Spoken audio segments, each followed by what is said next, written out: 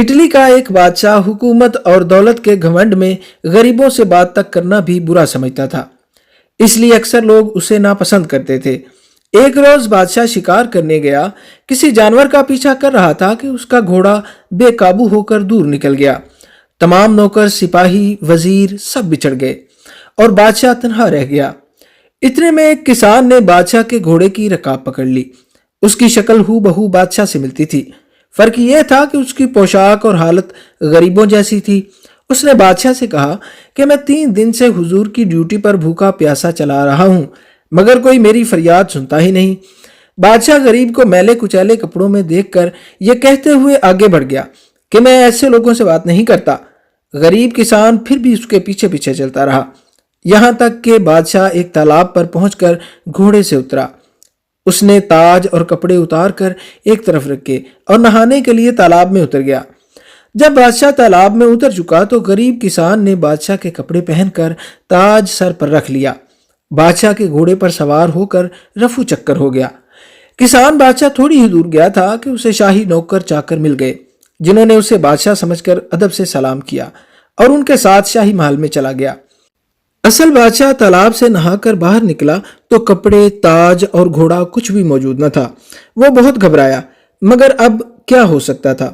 ناچار غریب کسان کے میلے کپڑے پہنے اور کئی دن تک فاقے کرنے اور بھٹکنے کے بعد شہر پہنچا، مگر اب اس کی حالت یہ تھی کہ جس سے بات کرتا کوئی منہ نہ لگاتا، اور جب یہ کہتا کہ میں تمہارا بادشاہ ہوں تو لوگ اسے پاگل سمجھ کر ہنس دیتے۔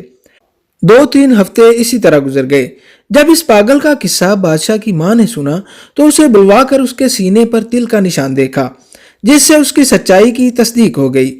کسان نے اصلی بادشاہ کی یہ حالت دیکھ کر کہا، کیا تم وہی شخص ہو جو دولت اور حکومت کے گھمنڈ میں غریبوں کی فریاد نہیں سنتا تھا؟ اسی کی سزا دینے کے لیے میں نے یہ سب کیا تھا۔ اگر تم گھمنڈ چھوڑ کر رحم و انصاف کا اقرار کرو تو میں تمہارا تاج و تخت واپس کرنے کو تیار ہوں، ورنہ ابھی قتل کا حکم بھی دے سکتا ہوں۔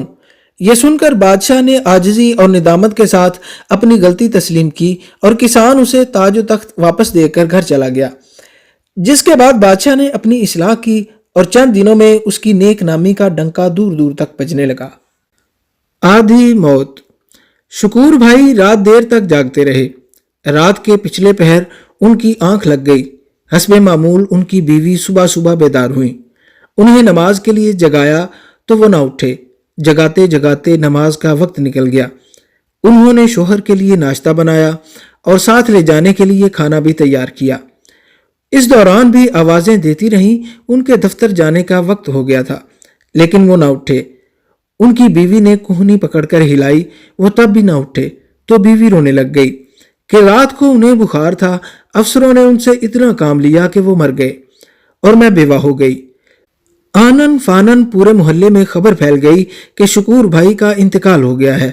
گھر کا کچا صحن تھا، بھائی شکور کو غسل کے لیے نیچے لٹایا گیا۔ وہ کپڑے پہنے ہوئے تھے کہ کسی نے ان کے منہ پر صابن لگا دیا۔ اس وقت وہ ہوش میں آ گئے، پھر چیختے اور آنکھیں ملتے ہوئے اٹھ بیٹھے، میری آنکھوں میں مرچیں کس نے ڈالی ہیں؟ انہیں زندہ ہوتے دیکھ کر قریب کھڑے کمزور دل افراد ڈر گئے۔ پورے گھر میں چیخ پکار مچ گئی تھی۔ عورتوں نے اپنی چپلوں کی بھی پرواہ نہ کی اور چیختی چلاتی بھاگنے لگیں۔ اس افراتفری میں کسی کو نکلنے کا راستہ ہی نہیں سوجھ رہا تھا۔ کچھ عورتیں کمروں میں گھس گئیں اور کچھ باہر رہ گئیں اور دروازے بند کر لیے۔ دوسری عورتوں نے دروازہ پیٹنا شروع کر دیا کہ ہمیں بھی تو اندر آنے دو، لیکن اندر والی عورتوں نے ڈر کے مارے دروازہ ہی نہیں کھولا۔ شکور بھائی کے قریبی عزیز بھی سوچے سمجھے بغیر گھر سے نکل گئے تھے۔ گھر کے باہر بہت سے دوسرے لوگ بھی جمع تھے۔ انہوں نے بدحواس لوگوں کو گھر سے فرار ہوتے دیکھا تو ایک ایک کو روک کر اس سے وجہ پوچھنے کی کوشش کی، لیکن جواب دینے کے لیے کوئی نہ رک سکا۔ ایک آدمی نے ہمت کر کے خوف زدہ لہجے میں بھوت بھوت کہا، لیکن اتنے سے جواب سے کسی کا گزارا نہ ہو سکا۔ چنانچہ جب گھر خالی ہو گیا تو گلی میں کھڑے لوگ، جنہیں نہیں پتا تھا کہ کون مرا ہے، تجسس سے مجبور ہو کر گھر میں داخل ہونا شروع ہو گئے۔ انہوں نے دیکھا کہ گھر میں صرف شکور بھائی موجود ہیں۔ کمروں کے دروازے بند تھے۔ ایک دروازہ غلطی سے کسی نے باہر سے بند کر دیا تھا، جس میں ان کی اہلیہ بند ہو گئی تھی۔ شکور بھائی بے چارگی کا چہرہ لیے بیٹھے تھے۔ انہی سے لوگوں نے پوچھا، انتقال کس کا ہوا ہے؟ شکور بھائی چڑھ کر بولے، انتقال میرا ہوا ہے۔ باہر سے آنے والے چونکہ اس معاملے سے واقف نہ تھے، اس لیے وہ سمجھ ہی نہیں پا رہے تھے کہ جس کے انتقال پر وہ آئے ہیں ان کے سامنے وہی کھڑا ہے۔ یہ کیسے ہو سکتا ہے؟ محلے کے چند معتبر افراد نے آنے والوں کو بتایا کہ یہی شکور بھائی ہیں جن کا انتقال ہوا ہے۔ ایک بزرگ نے غور سے نہیں سنا تو پوچھ لیا، وہ کہاں ہے جس کا انتقال ہوا ہے؟